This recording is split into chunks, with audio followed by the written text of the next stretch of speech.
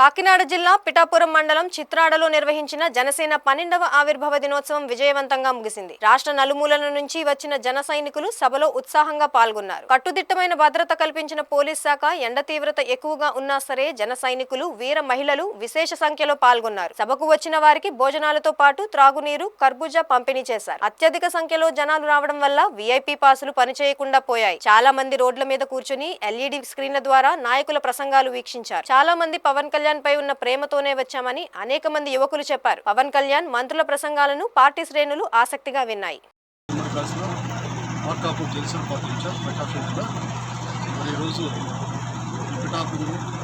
జనసేన ఆవిర్భావ సభ అంగరంగ వైభవంగా జరుగుతూ ఉంది. మరి మంచి మా నాయకుడు పవన్ కళ్యాణ్ మంచి మెజార్టీ ఇచ్చినటువంటి పిఠాపురం ప్రజలకు చాలా రుణపడి ఉన్నాం మేమంతా. మరి ఆ స్థలంలో, ఆ పిఠాపురం స్థలంలో జనసాక్షి ఇక్కడ జరుగుతున్న పెద్ద కార్యక్రమానికి బహిరంగ సభకు వారితో మా జనసందోహం అంతా, మా జన సైనికులు, వీర మహిళల నాయకులు బ్రహ్మాండంగా చాలా సంతోషంతో, ఉత్సాహంతో ఇక్కడికి వచ్చారు. మరి మా వంతు సేవగా బొక్క సీతమ్మ వారి స్ఫూర్తితో వారి యొక్క పేరు మీద ఈ యొక్క అన్నదాన కార్యక్రమాన్ని స్టార్ట్ చేశారు. ఆ జన సైనికులు, వీర మహిళలు, నాయకులు ఎవరు కూడా అసౌకర్యానికి గురి కాకుండా వారికి ఆహార పదార్థాలు ఇచ్చాలని సదుద్దేశంతో ఈ యొక్క దీంట్లో మేము భాగస్వామ్యం గర్విస్తాము.